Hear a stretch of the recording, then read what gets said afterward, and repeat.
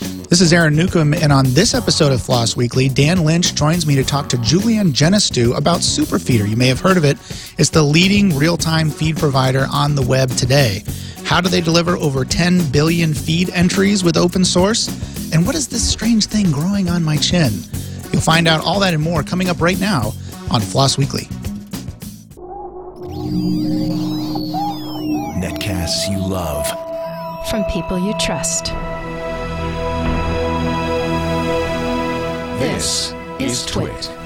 Bandwidth for Floss Weekly is provided by Cachefly at CACHEFLY.com.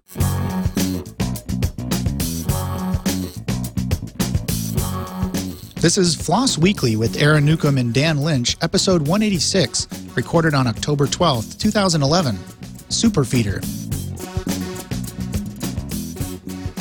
This episode of Floss Weekly is brought to you by Netflix. Watch thousands of TV episodes and movies on your Mac, PC, iPad, iPhone, Android device, or TV instantly, all streamed directly to you, saving you time, money, and hassle. For your free 30-day trial, go to netflix.com/twit. Welcome to another edition of Floss Weekly. I'm Aaron Newcomb, and I'm joined today by Dan Lynch over in the UK. Dan, how's it going?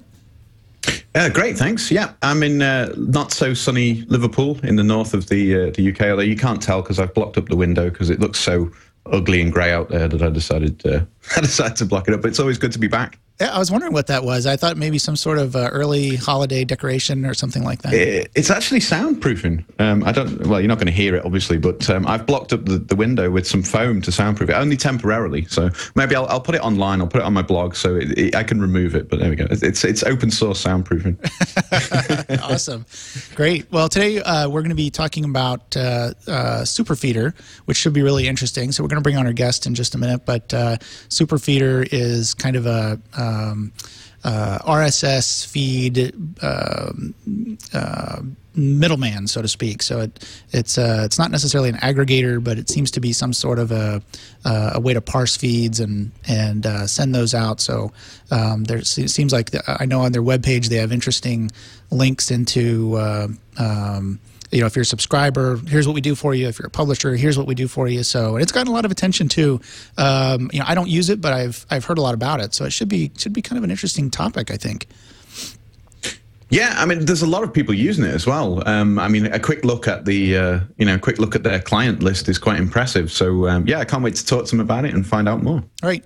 And Randall is not here, obviously. You figured that out by now, if you're watching. But Randall will actually be back next week, I believe. He's been off gallivanting around the world on various cruises and touring around Italy and all these places. So he's been off for a break, but he will be back to do a series of episodes again. So if you're missing Randall, if you're a big Randall fan or a Kermit the Frog impressionist fan, he will be back next week to start picking up on some episodes, and we'll tell you about those at the end of the show.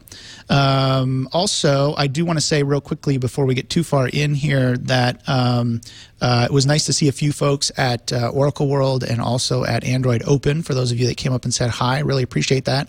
There was a few of you that came up and said, hey, I like your work, you're doing great, I want to see more of you on Twit and so forth. So anyway, I really appreciate that.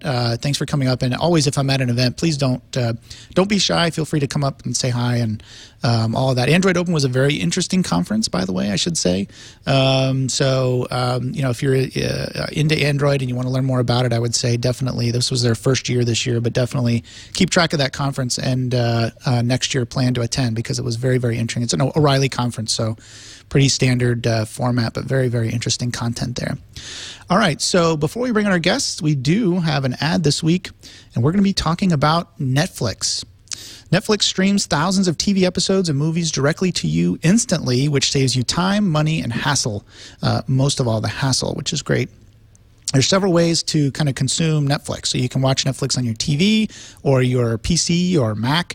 You can also watch on your iPhone or Android phone. In fact, a few months ago they released support on more of the older Android phones. So if you weren't able to get it before, you should definitely go check it out. If you have a gaming console like an Xbox 360 or a PS3 or a Wii, you can watch that way. That's one of the ways that I watch Netflix. And if you're not a gamer, you can actually watch Netflix on your TV with an Apple TV box or or a Roku box, which are very, very popular and very inexpensive to use, as they just released actually a cheaper Roku box recently. So you want to go pick that up.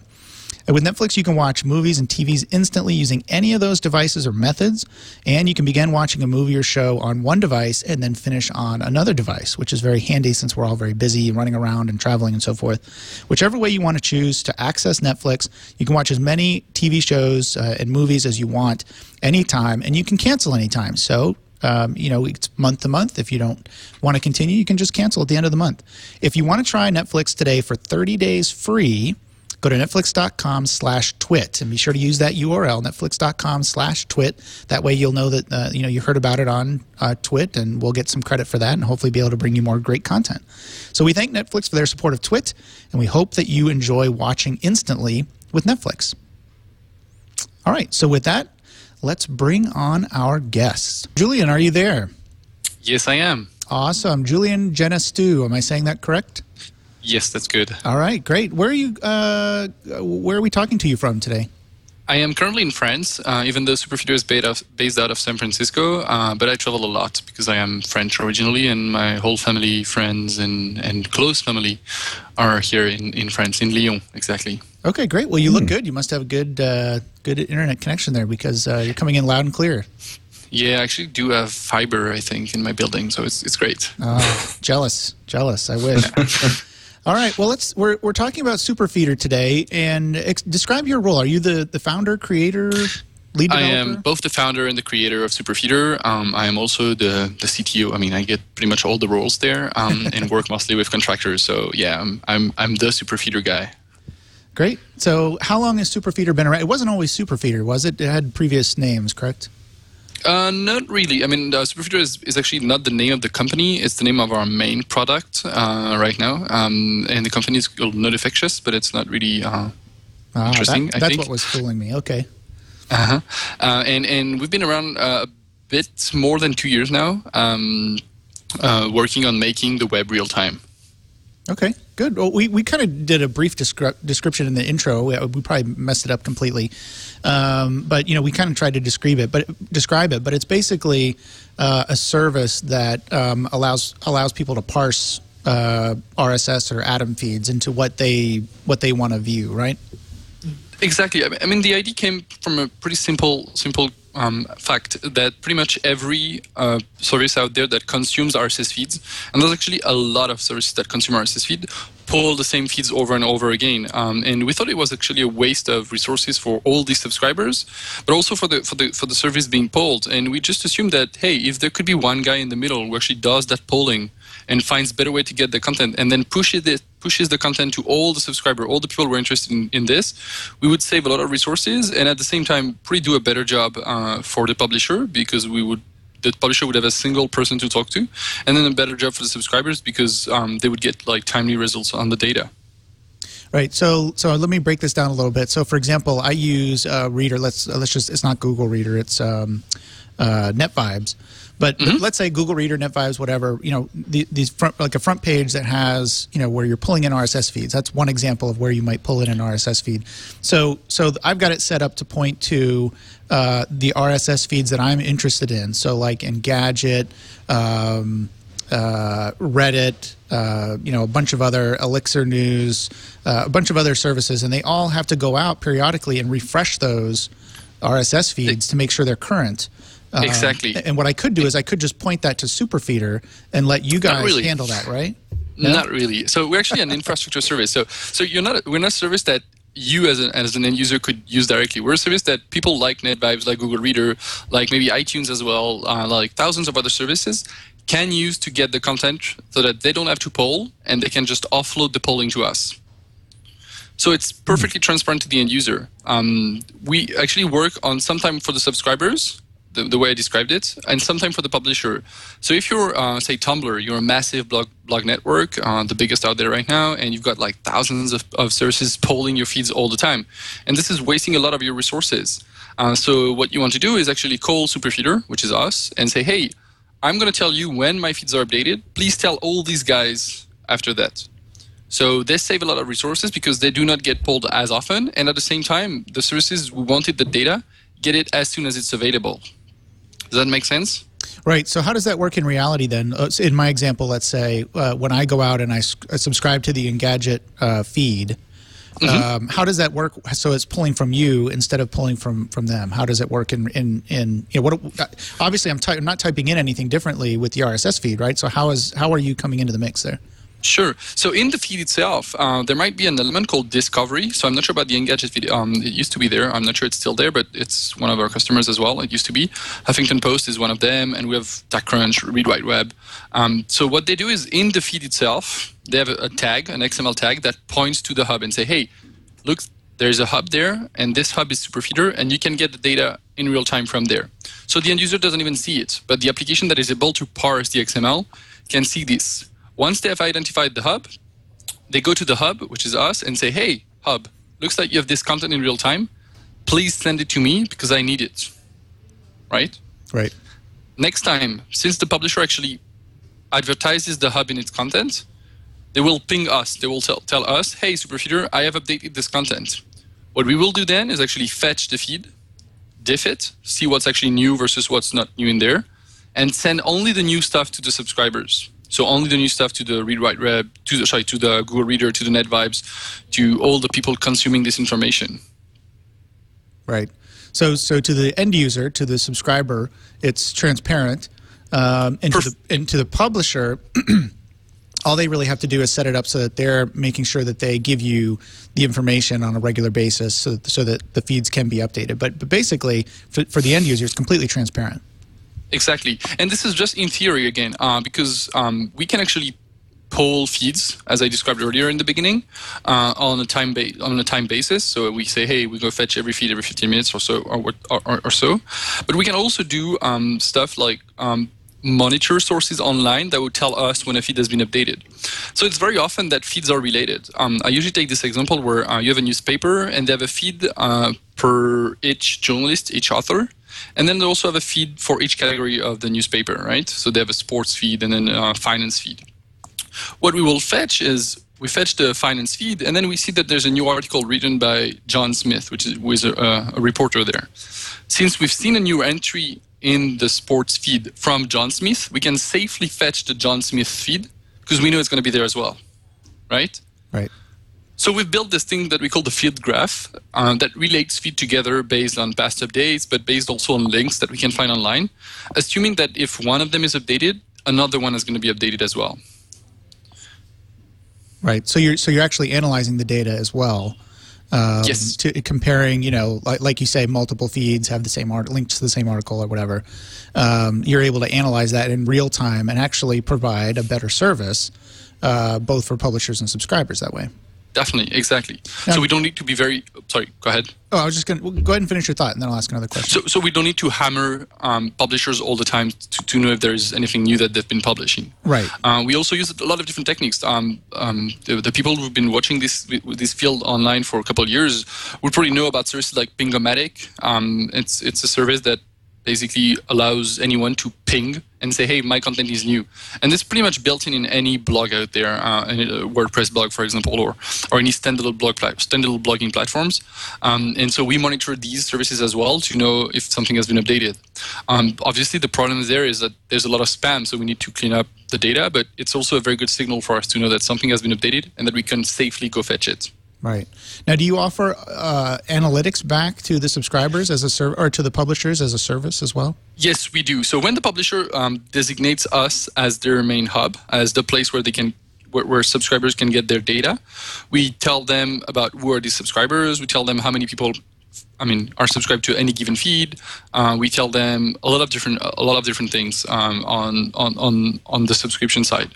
We're working on providing them more data on the publication side, so telling them, hey, we pushed your story to 15 different services, and here they are. Here's the list of the services.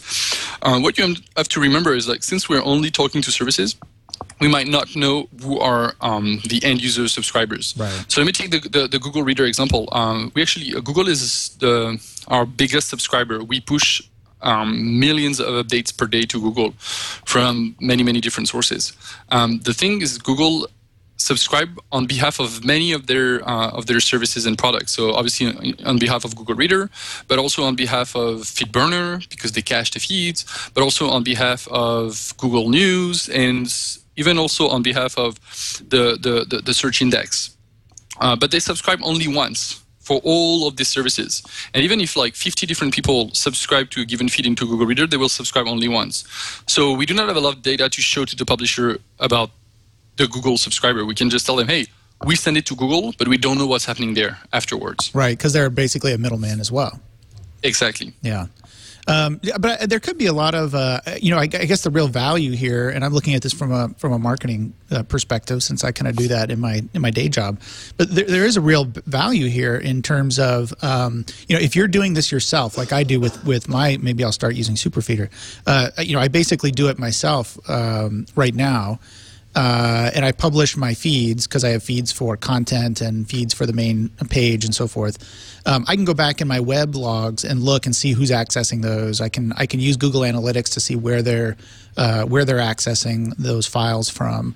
But I have no idea what other related content might be coming in. So all I can see is some very basic information. But you're actually able to provide a really valuable service here in that you can show related information, I'm guessing, about who else is accessing similar types of data and things like that, correct?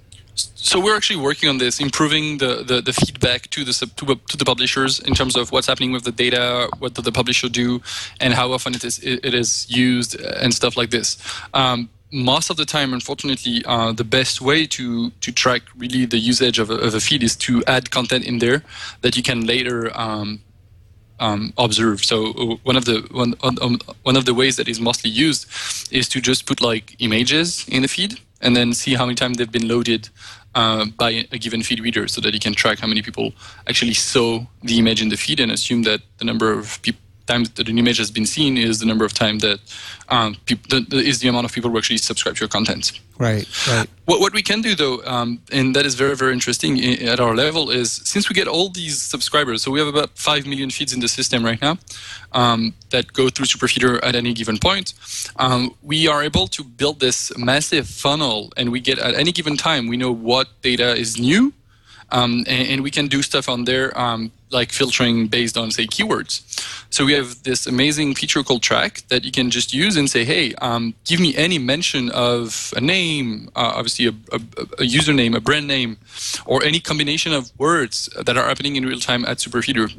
So actually use this to monitor stuff like keyword like pop-up, which is the protocol that I'm describing here, or Superfeedr, which is obviously Superfeedr's name. And we track this, and then in real time I get any mention that people have somewhere on the web done about either pop-up or Superfeedr, and I can go there and comment and help people out. So this is very interesting, where instead of having a geographical approach to the web where you go to one website to another and you browse like Google does with the bots, you can have a time-based approach where you see the web as it's deploying, if you want, rather than seeing the web as it is laid out. Right. Does it make sense? Yeah. Well, it does to me anyway. I think it's a really interesting service. I mean, is the subscription part how you monetize it? I mean, we should say that this is a company that actually has. Before we get in, we're going to get into the open source stuff. Don't worry. We're just kind of laying the tracks here so everybody has an understanding of what's going on. But I mean, you guys are actually making money, correct? And you got funding from Mark Cuban, I believe. Yes, Mark Cuban and BetterWorks out of New York. Right. So, I mean, is that the monetization plan? Is the subscription fees? How does that work? So yeah, so we actually charge. So as I usually tend to give this description to people, like we're like the transporters out there. So I studied some kind of marketing and finance, and maybe you guys are not familiar with Incoterms, but these are the terms that two companies working together use to buy and sell goods from one to another. And these define, for example, who is in charge of the transportation. So sometimes it's the seller who is in charge of the transportation, and sometimes it's the buyer. And we are exactly like a transporter in this case, so we're pretty much like the UPS or the FedEx here.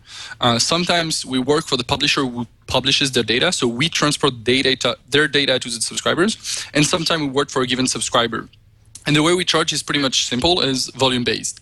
So the more data we transport from publisher to a subscriber, we charge the person who is the one giving us the order of transporting that data. Right. So that's brilliant because obviously there's going to be sites out there like Engadget. We keep using them as an example, so let's stick with it. So like Engadget that updates their feeds, every 5 minutes or so, probably. Yeah.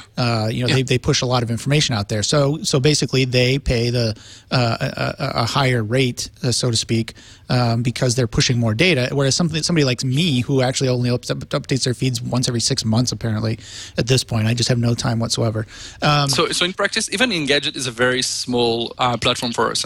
We work with Tumblr, as I said before, and we provide the hub for all the Tumblr blogs. So all the Tumblr blogs combined do way more and like thousands times more updates than Engadget. We get about 500 pings a second from Tumblr right now. So it's like 500 updates a second on Tumblr. We work for platforms like Etsy as well, which is an e-commerce platform. So it's not something that end users are usually used to, but feeds can also be used by machines to learn information about other services. And in the context of Etsy, we push all the updates to their product lists, to the prices, and any data update basically that happens on Etsy, which is becoming one of the major e-commerce platforms out there. So all this data goes through Superfeedr, and even if Engadget is, I agree with you, like for an end user, it's a lot of data. To us, to Superfeedr, it's actually very minor. So you're talking about this massive load that you've got. I mean, 500 pings a second from Tumblr. How do you deal with that kind of that load on your servers and stuff? How is this scaled up? So it's very simple. We built Superfeedr in a very, very distributed way. We have about 80 servers at Linode right now, and this is all distributed. So when we get a ping, we put that in a queue system, and we have workers that get the data, and then send the data to other types of worker that actually list the subscribers and then send the data to whoever needs it. This is very, very distributed, and it's the only way we can deal with such a load. Okay, right. That makes sense. And you were talking about all of the many big services that are using Superfeedr. Now, I was doing some research on this today, and probably the biggest service that people would know that at the moment is not using Superfeedr is Twitter, and I have a kind of a controversial question, I suppose. Does that present you any kind of problems? Because they're very much not keen to let other people publish their content. So have you talked to them about that, or is there anything you're keen to maybe make happen in the future? Sure, I tried to talk with them many times. It's not technical reason that prevent Twitter from using either Superfeedr or even build their own platform using the same protocol. I would say it's more business reasons. It's the fact that they want to be in full control of the data, and that they do not allow anyone to get access to the data to redisplay it. They want to have full control on who does what with the data, and the PubSub protocol that we promote is actually a distributed protocol in a way that it gives power to subscribers and publishers without having a formal relationship between the two. And Twitter wants to have a formal relationship with anyone who accesses the data. Okay, right. And by formal, that makes sense. Business relationship. Yeah, I got what you meant there.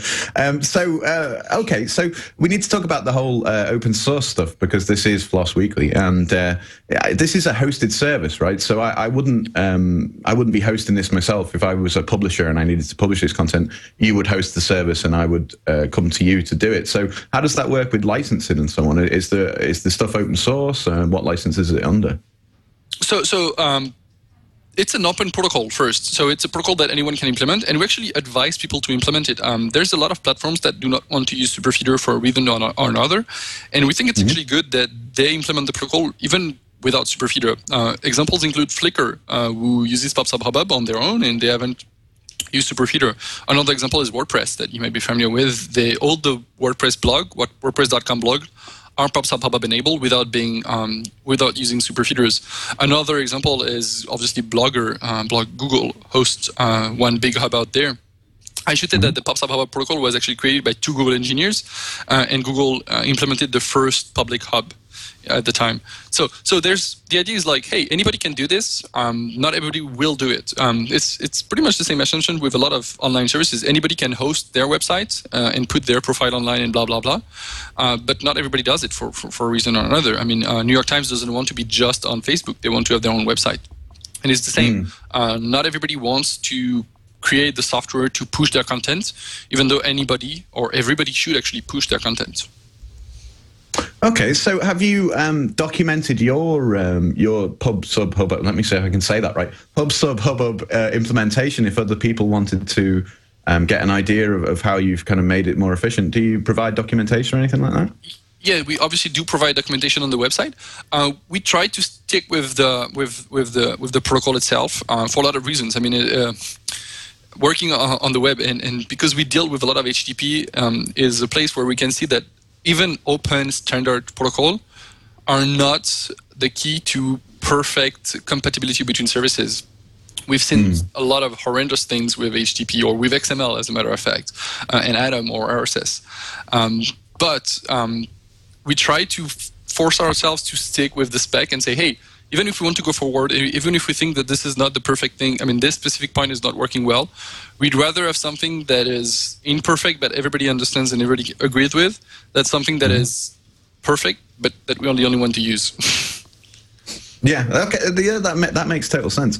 And why did you choose to use that protocol instead of maybe other popular protocols like XMPP and so on for pushing this content and pinging and so on? So when we started Superfeedr, we actually first implemented an XMPP API, and we're very, very big fans of XMPP. We actually use it internally. I described earlier our architecture, and this is only XMPP workers. So it's chat clients that are a little bit smarter than just, not smarter, but like not just chat, that connect and ask for work to one another and distribute the work this way, right? So when we initially started, we started with XMPP. And then, so two things happened at the same time. On one hand, as I described earlier, the two Google engineers, Brett Slatkin and Brad Fitzpatrick, that you might know from Memcache and from a lot of other open source projects, came up with PubSub Hubbub. And we found out that, hey, this was a very good solution in terms of not theoretically speaking, it's definitely not the best solution if you look at like, hey, how can we do it the more efficient way possible? But it's a very good solution in terms of pragmatism, in terms of, hey, how can we get web developers around there that are used to create stuff on a Linode or on a slice host in very using PHP to get to use PubSub Hubbub and to adopt PubSub Hubbub. And we found out that using HTTP and using RSS feeds was something that was very obvious in this context. At the same time, XMPP, we found that a lot of people were very scared about this protocol. That we love XMPP again, but we know that there's a lot of issues, a lot of complexities that are involved with it. And a lot of people are very scared by the complexity. And may not look at the solution just because it's XMPP. So we still provide both APIs. We have a vast majority of people using PubSub Hubbub, but we do have XMPP subcases because PubSub Hubbub doesn't work for all the cases out there.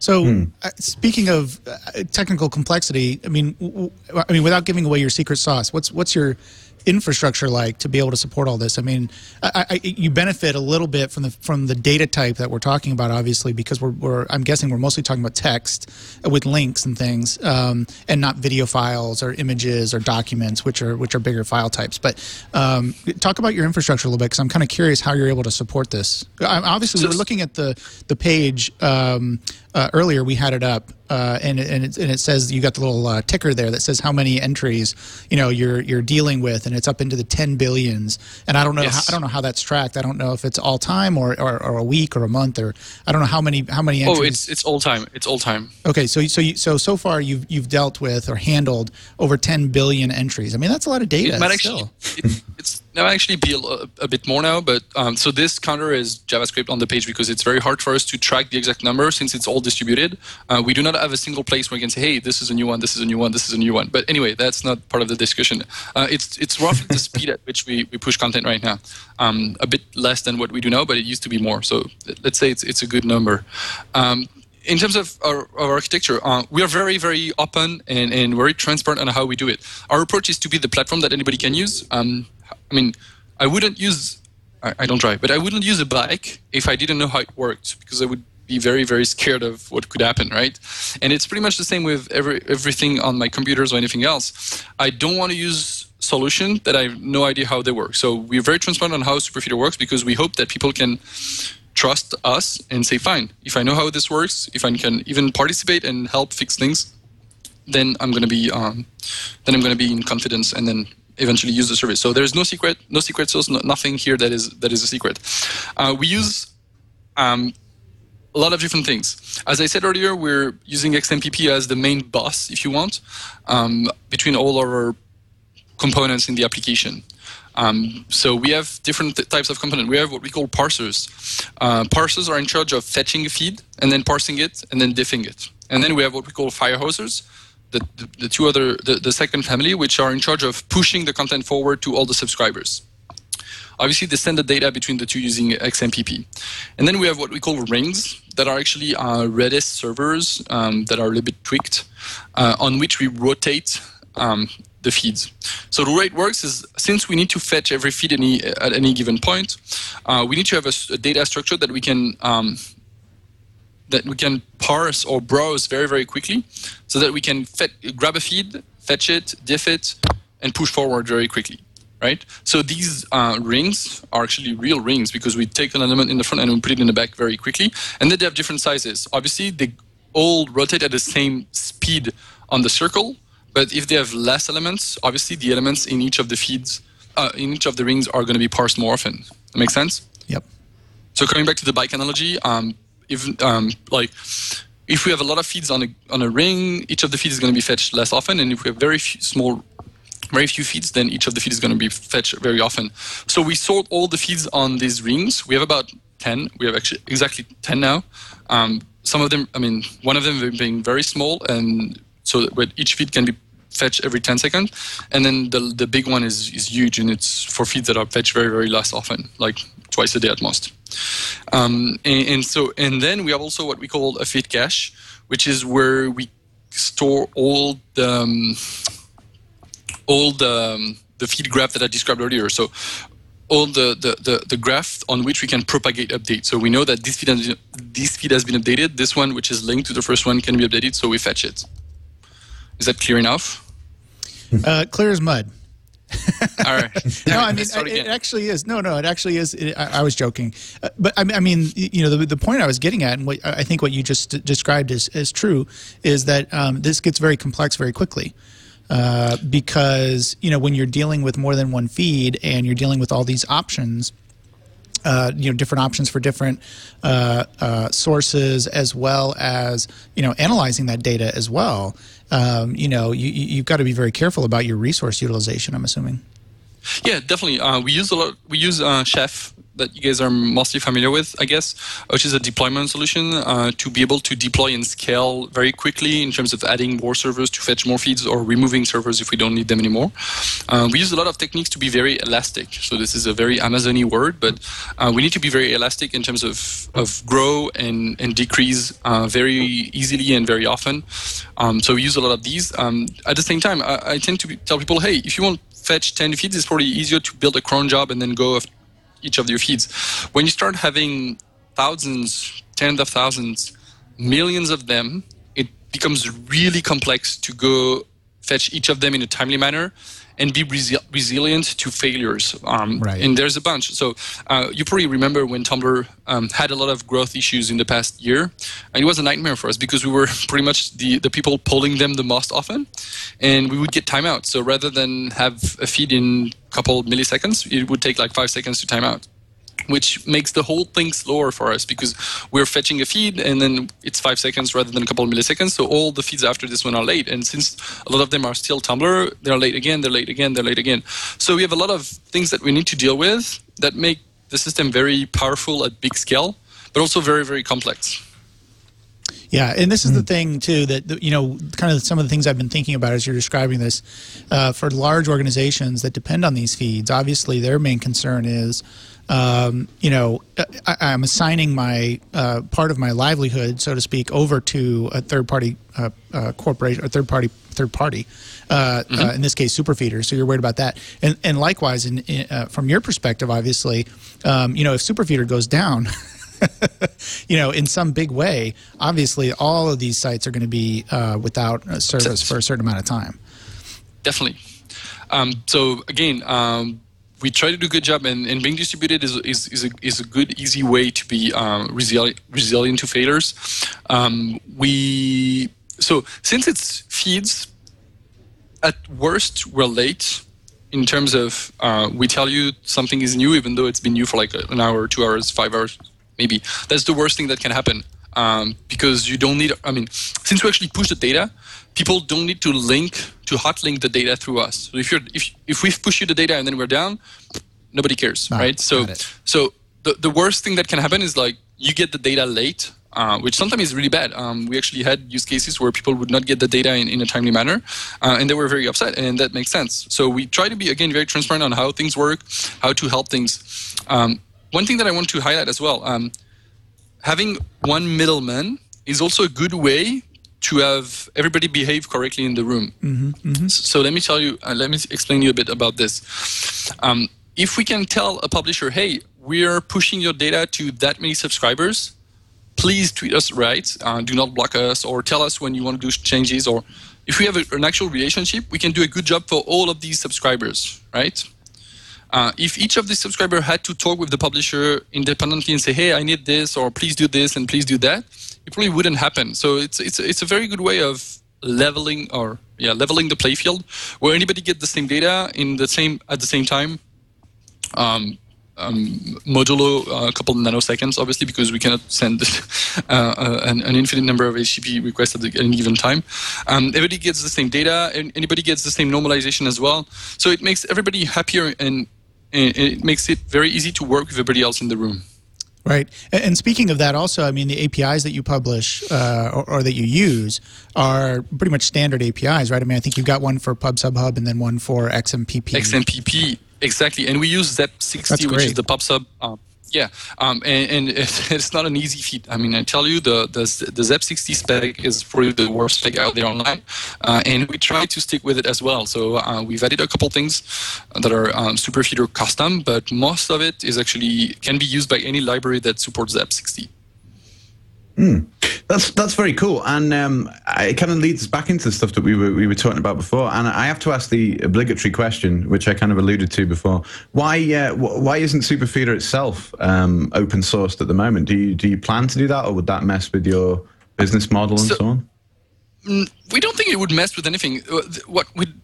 It would not mess with the business model, or it would not be bad for Superfeedr itself. It would just be bad for the web in terms of if everybody starts to build their Superfeedr, then we still have the same problem. Rather than having X thousand subscribers, we're going to have X thousand middlemen, which is useless. I mean, the benefit of Superfeedr is actually to put resources in common, to put resources from many subscribers in common in a given place. So again, we expect, and there's actually a lot of services, not a lot of services, but there's a bunch of services that you could use that would do similar things.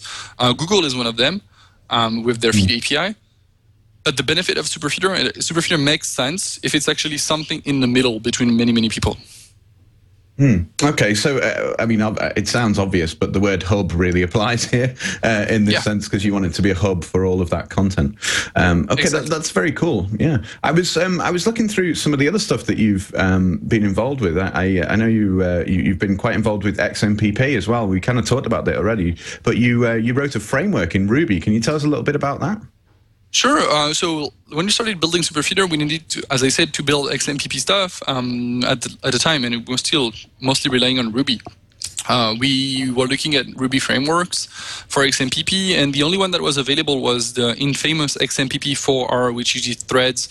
And threads in Ruby are, or used to be, because I'm not so sure about the last versions of Ruby, but in the 1.8 and 1.86 and 1.87 times XMPP4R and threads in Ruby were a mess. So we started building our own evented model or framework called Skates, Ruby on Skates.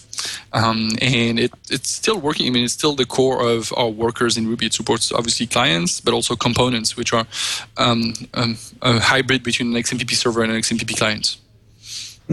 Excellent. And you're currently working on a server in Node.js, you were saying. Exactly. So we're still in love with XMPP, and I mean it's a very, very interesting protocol, and it changes. I mean, in our vision, it is very, very different from HTTP, and HTTP is slowly moving toward not XMPP, but toward protocols that would be more like XMPP. And so we wrote a Node.js server an XMPP server, and the most interesting thing about it is actually it can use WebSockets as the underlying protocol rather than using the TCP/IP stuff. So it makes basically it hopefully can make any browser become an XMPP client and make it very easy to deploy XMPP server on any Node platform. And a lot of people I've been talking to lately, developers and people involved in different projects, have mentioned the fact that they believe Node.js is the way to go because everybody already kind of has to do JavaScript for web front-end stuff. So do you find it useful to work in the same language on the front and the back end? Is that a good thing, do you think? I think it's a convenient thing. In terms of, is it a good thing? I mean, there's a lot of heat around the fact that Node is obviously an evented model, and there's always been this war online between evented versus threads for many years. I'm still not convinced either. I mean, both solutions have pros and cons. I guess there is no perfect solution here. Node is obviously all on the evented side, which brings some, I wouldn't say issues, but some question marks in terms of how you're going to scale these kind of services in the future. But at the same time, yeah, I have to agree. Using JS on both sides makes it a breeze for a lot of things. Excellent. And I know that you're actually, in your background, you were a banker, a former banker and so on. So I'm curious to know, how does a banker go from, well, banking to, programming technology and stuff like that? Is there a parallel there? Yeah, so it's actually the other way around. I started being, I am an engineer. I got a computer science degree, a master of science from two universities, actually. So I was an engineer first, and when I was in engineering school here in France, I created my first company, and by the end of the year, I started putting AdSense money on my bank account. And one day, my dad was really upset and called me and said, "Hey, what is this couple $1,000s that appeared on your bank account? Are you dealing drugs or doing anything illegal? You're gonna get into trouble." And I was like, "No, Dad, no, it's fine. It's Google, it's AdSense." And my dad had no idea what this was. He's like, "Fine. When you get your degree, you're out of computer school and you're going to go to business school. You're going to learn how you can do a business, and you're going to learn that you cannot put a check on your bank account like this." So I went for a year and got a degree in finance and corporate strategy, and it was very interesting. And I wanted to work in the US, and the only way for a French engineer, or not the only way, but one of the easiest way for a French engineer to start working in the US is to actually work for a French bank in the US, and that's actually what happened to me. I started working for BNP Paribas in San Francisco in their leveraged buyout office. Sorry, I don't want to get too far off the topic of open source software and so on. But so, what exactly were you doing for the bank then? What does that kind of thing involve, and how did that lead into getting back into technology, or full time into technology? So the secret that I never told my boss at the bank is, like, I didn't really like my job and I didn't really want to make a career in there. I just wanted to move back to the US, ideally to San Francisco, to be closer to geeks and find a way to start my own startup there. So what I did at the time was we worked in financing leverage buyouts, which are these evil thing that consist of buying a company with a lot of debts and then pressing the company in terms of trying to increase the sales and cutting the costs as much as you want to pay, as much as you can, to pay back the debt. And I did this for 2 years in San Francisco. Finally got laid off, so there's some kind of justice there. The whole team got laid off, actually. And I started this. I found this as a perfect timing to create my startup, Superfeedr. Oh, okay, cool. And I noticed that you actually you won an award, didn't you? Ranked among you can tell I'm reading this from the biography, but in the Business Week top European entrepreneurs below 25. Yeah. So you were named in that. Do you get like a prize for that? Do you get like a big statue or something? I barely got. I think I still have it. I have a ranking in Google search for my name, and the link is from Business Week in the top 5 or top 10 links, which is good. I mean, when people look up my name and find Business Week there, it's like, man, this guy's someone. Yeah, that is very cool. So I suppose a more kind of general question, getting us back towards Superfeedr, which is the subject we're here to talk about. What kind of things do you see on the future roadmap and stuff coming up for Superfeedr? Have you got any big plans that you want to tell us about? Sure. So we're actually working, as I was telling earlier, in pushing. Let me start back from the beginning. So in both ways. So PubSub is a service that pushes, as I said earlier, data from server to server. So it pushes from Tumblr's server to Google Reader's server, right? And then obviously the Google Reader user needs to fetch the data. So it needs to open the browser and get the data from the Google Reader server. So the next step for us is to be able to push data from server to client. So there's a lot of technologies to do this when there's a strong correlation between the client and the server. Obviously, when you use Twitter, you see this, or when you use Facebook, you see this, where you don't have to refresh the page and new data appears there.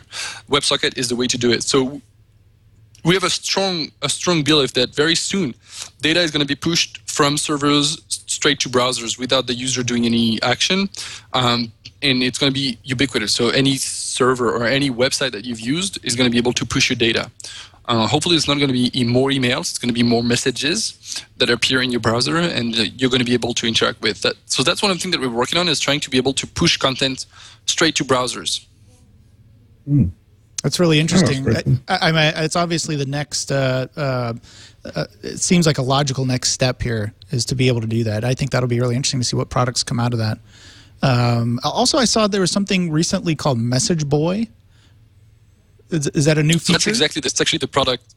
So that's actually the product that we're going to release hopefully sooner than later. That is going to be able to push data from the services that you use the most online, to your browser. Okay, good. Well, but it seemed like secret, something so similar to what you were talking too loud. Yeah. Well, it was on the blog, so it can't be too secret, right? It's not too secret. I mean, if people are interested, go to messageboy.com, and we're going to be able to launch very soon.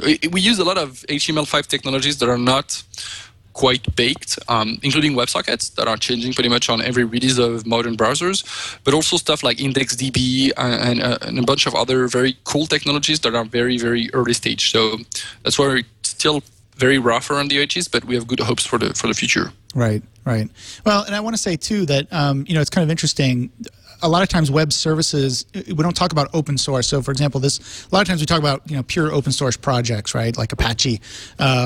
And we talk about open source a lot in those conversations. We haven't talked about it as much in this case, but I just think it's really good when web services like yours are built on open source, are using open source. And as we've talked today, it's obvious you're contributing back in terms of XMPP and Node.js and things like that, contributing back open source code as well. So Superfeedr is using the open source ecosystem, benefiting from that, and also contributing back, which I think is the key here.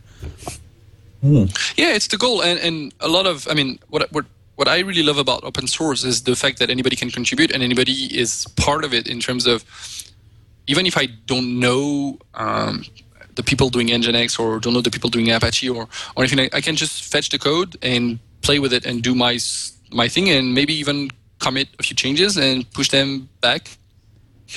Anybody can, so that the actual project owner can implement them or not.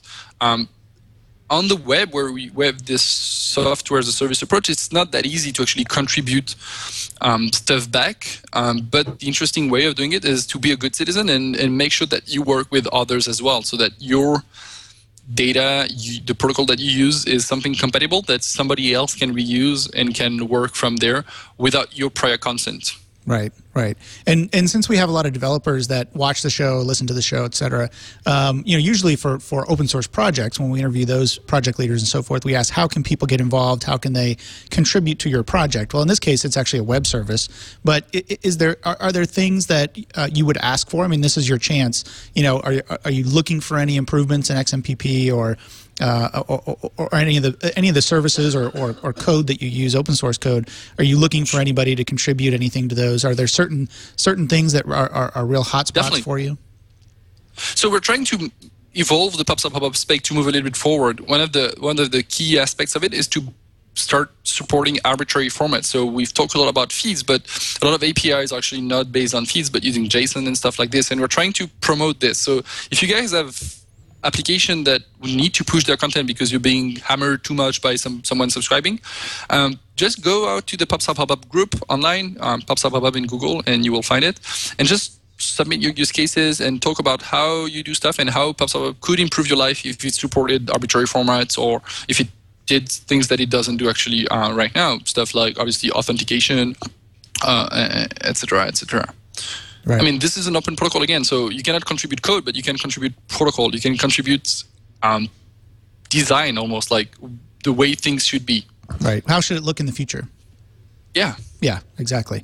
Well, Julien, we're almost out of time. I want to thank you for coming on today. It's obviously a very interesting project to me and Dan. I know a lot of people out there who are using it, obviously, are interested in it. And, we're just glad that, again, you're using open source to build this great product for everyone to use. I think it's really fantastic. So thanks for coming on. I really appreciate it. Thanks for having me. It's a pleasure. And it's nice to see you in person as well. I was doing some research online, and it was nice to see that you are not a French Indian gangster visiting Hawaii. And if you don't know what I mean by that, you'll have to go look at the Google Plus photo. Yes. So yeah, it's actually it was a very good friend of mine's engagement party, and we had a lot of fun, and I love this picture. But yeah, it's another side of me. There, I've got it up. You got the banker, and you got this guy and me. Yeah, so I've got the picture up now for folks that might be watching the live stream or watching the video later. Here's the. I hope you don't mind. I'm sharing your. No, go ahead. It's fine. Your Google Plus profile photo here. I put it online, so I have to assume. Yeah, luckily I used. I was looking around. I saw some videos of you and stuff. So I just thought that was an interesting profile picture to put up there. So I didn't have any better way to describe it. It's good enough. Well, anyway, thanks again for coming on. We really appreciate it, and good luck with Superfeedr in the future. Thank you very much for your time. Thanks for having me again. All right, bye-bye. Bye. All right, so Dan, very interesting project. It seems to be very straightforward as far as its approach, I think, and a lot of good open source code being used in the background to make this web service possible. Yeah, I mean, I have to. Well, you say it was straightforward. When he was talking about rings and all that stuff, I was starting to my head was kind of exploding, and I wondered how I was going to quite understand all that. But yeah, you're right. It does sound very interesting. And one of these things, one of the really vital things for all publishers is, getting your updates out there in a timely fashion. And obviously, real time is ideal. And if they can achieve that, then I think that's really good. Right. Yeah, absolutely. I always find it interesting, as things move more and more towards the web, I always think, well, is this going to mean that open source becomes less and less relevant? Similar with Android, for example. So you put a nice wrapper on it, this Android wrapper, for example, on top of the Linux kernel. Does that mean that the open source parts of it become less and less relevant? And I think that this is the whole reason why, going back to the beginning of open source, why Free Software Foundation and things like that get started, right? Because you want people to contribute back to open source and have it be a valuable resource for everybody to use and not just hoard things. So I think it's great that they're contributing back to their open source roots, so to speak. Yeah, I mean, in a networked world, it's very different now. As you say, there's a lot of stuff going on, over web services now. And the thing that we didn't really ask about, which is kind of the elephant in the room, would be something like the Affero GPL, which is designed to kind of deal with all that. But I think that would have been a whole other subject that we could have spent a long time on. Right, exactly. Probably would have consumed most of the of the interview, or a good deal of it. We would have lost some of the content there. So that's material for another show, though. Perhaps we can do a show about that. I think that would be really interesting. I know it's something that I'm interested in, so I think maybe if we could get somebody, some sort of expert or a service, somebody that's maybe leading the way there, maybe we could get somebody on to talk about that, because I think that would be really interesting for our audience. So speaking of things that are interesting, we ought to cover a few things that are upcoming on the show. And I'm just looking at the schedule here, and it looks like coming up next week, Randall will be back, I believe, to talk about Vaadin, or Vaadin, depending on how you pronounce it, Vaadin, which is a Java framework for building modern web applications. Apparently, it's supposed to be able to look really good, perform well, and everything. So that'll be interesting to see how that plays out. I believe Randall will be back for that. In fact, Randall will be back for the next few weeks, I believe. Next up on October 26th, we'll have Massimo Di Piero. Talking about Web2Py, Web2Py, which is an open source full stack Python web framework for scalable, secure, and portable web applications. That should be interesting. Coming up on November 2nd, after that, we have Jeffrey Tallhammer talking about Perl Critic. I'm kind of interested in this one because Perl Critic is I believe it's a Perl module that actually looks at your Perl code and suggests ways to improve it. So if you're a developer out there using Perl, or someone like me who hacks at Perl, not really very good at it, but I do use Perl on occasion, it would be actually really interesting to see how they do that, how they make that work, and because it's kind of a subjective thing, right? For coders, there's never a standard that says you must write code this way. There's always 100 different ways to do it. So I wonder how Perl Critic figures that out. Anyway, that sounds pretty interesting. And then on November 9th, we have a discussion with Antonio Scuri coming up. We're talking about Lua. So most people know what Lua is, a powerful embeddable scripting language. So that's going to be coming up on November 9th. If you are in the Bay Area, I encourage everyone to go out and attend the East Bay Mini Maker Faire in Oakland. I will be there doing a podcast, and so if you're there, please come up and say hi to me. But most importantly, just attend the event. It should be really, really good. If you're a fan of the big Maker Faire that happens in San Mateo and you just want to kind of see some more projects, cool projects that are going on, definitely attend that. And like I say, I'll be there, so please say hi. And also, I should mention for people that are watching too, I've got some new growth going on here on the face. I know it looks horrible, but it's actually for Halloween. So I've got to grow something out for Halloween. It's going to be a little Tony Stark for Halloween this year. So I've got to grow a goatee. So for those that are wondering, that's why I've got this awful looking thing growing on my face. At least that's what my wife tells me. Speaking of awful-looking things, Dan. Oh, that's a bad one.